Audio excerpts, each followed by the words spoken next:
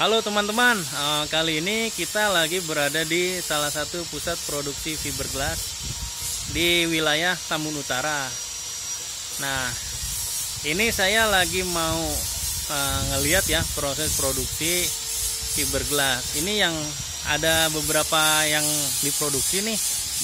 Yang saya lihat itu ada bikin tiang untuk profil ya, profil tiang di perumahan, kemudian ada atap karoseri ya, karoseri itu apa ya bahasanya tuh wind deflector ya, atau bahasa kita gampangnya tuh topi truk gitu ya. Terus ada juga pembuatan bak fiber dan filter air gitu. Nah, gimana prosesnya? Ayo kita simak video ini ya. Nah, untuk yang pertama ini adalah pembuatan profil tiang untuk perumahan. Jadi katanya ini apa ya, sebagai alternatif substitusi dari tiang yang berbahan gipsum ya, atau semen gitu ya. Mengapa? Jadi ada plus minus ya teman-teman.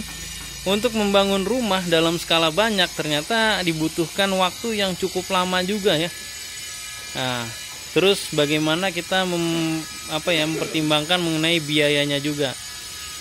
Nah, bagaimana bisa cepat, kemudian dengan biaya yang lebih ekonomis. Nah, permasalahan dari gipsum itu ternyata hasil cetaknya lama ya teman-teman. Jadi kabarnya keringnya itu bisa beberapa hari gitu, bisa sampai 4-5 hari baru kering ya. Kemudian pada saat proses instalasi itu juga butuh adjustment ya, atau penyesuaian di lokasi yang membutuhkan waktu kerja dengan durasi yang cukup lumayan juga, yang imbasnya ke biaya produksi ya, cost dari tenaga kerja dan ya mungkin operasional cost lah. Nah, dengan adanya dengan menggunakan fiberglass ini, jadi ini ada cetakannya ya teman-teman ya. Ini lagi dibuat moldingnya, cetakannya nanti dibuat dari sini nih. Kalau sudah halus baru hasilnya. Ini saya baru bisa dokumentasikan moldingnya aja, masternya dulu ya. Jadi kelebihannya kalau pakai ini tuh hasil cetaknya langsung segelondongan gitu ya, nggak kayak gipsumnya cuman semeter kemudian disambung di lokasi. Nah, ini cara masangnya gampang, tinggal dipaku aja atau pakai paku roping atau ya gitu ya. Jadi nggak ribet, kemudian temboknya nanti tinggal di plester lagi kemudian diaci gitu. Jadi kelebihannya begitu. Jadi dia intinya adalah plug and play lah, intinya kayak gitu. Nah, di bagian sana di sebelah sana ya, di sana ada pembuatan filter fiber ya. Nah, ayo kita ke sana ya teman-teman. Nah, ini lokasi, ini pembuatan filter fiber. Nah, ini ini adalah filter fiber untuk di dunia perikanan. Bagi teman-teman yang hobi ikan ini biasanya tahu nih ya. Jadi dia buat menyaring air supaya airnya bersih lagi gitu loh. Intinya begitu. Nah, ini ada beberapa ukuran nih. Ada yang kecil, ada yang besar, ada yang sedang gitu ya. Ada yang sedang. Ini sedang dibuat cetakannya hancur ya. Ini ada bak fiber juga, bak kecil ya, ukuran kecil ini sekitar 50 cm gitu ya. Nah, ada lagi di belakang sana adalah ini namanya topi truk, atau bahasa kerennya itu wind deflector gitu ya.